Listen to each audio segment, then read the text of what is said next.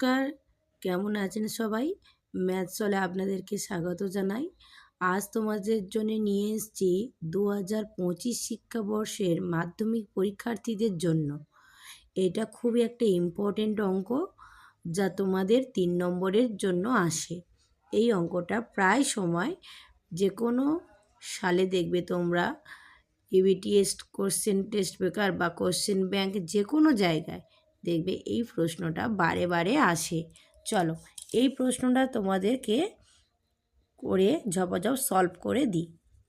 দেখো এখানে cos 4 theta minus sine 4 theta equal 2/3 হলে 1 মাইনাস 2 সাইন স্কোয়ার থিটা এর মান কত? তাহলে আমাকে বার করতে হবে কত? এই অঙ্কটা আমাকে উত্তরটা বার করতে হবে। তাহলে চলো অঙ্কটা শুরু করা যাক। অ্যান্সারটা কি আসে চলো এবারে আমরা দেখি। এটা কত নম্বরে আসে? এটা হচ্ছে 3 নম্বরের কোশ্চেন। 3 নম্বরের একটা কোশ্চেন 3 নম্বরে আসে। তাহলে চলো শুরু করা যাক। তাহলে আমরা আগে এই অঙ্কটা যেই পোর্শনটা আছে ওই পোর্শনটা তুলে নেব। দেখো cos 4 theta minus sine 4 theta equal কত? 2/3। তাহলে এখানে যেখানে আছে cos 4 থিটা, এটাকে আমরা দুটো ভাগে ভেঙে নিতে পারি। কেমনভাবে ভেঙে নিতে পারি? বা cos square theta whole square.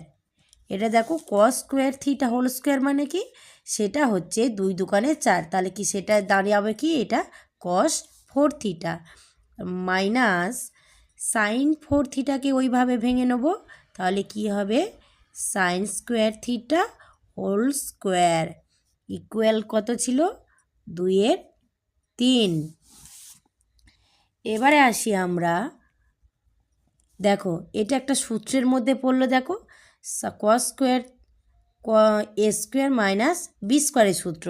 তাহলে আমরা এখানে কি অ্যাপ্লাই করছি? এ স্কোয়ার মাইনাস বি স্কোয়ারের সূত্র কী হবে? এ প্লাস বি ইন্টু এ মাইনাস বি। তাহলে cos square theta plus sign square theta হলো, আবার হবে কি cos square theta minus sign square theta equal কত? 2/3। তাহলে এই পর্যন্ত তোমরা বুঝতে পারছো 2/3। তাহলে এটা কোন সূত্রে ফেললাম? এইটা এ স্কোয়ার মাইনাস বি স্কোয়ারের সূত্র ফেললাম। এবার আসি, আমরা কি জানি? আমরা সূত্রে জানি sign square theta plus cos square থিটার মান কত?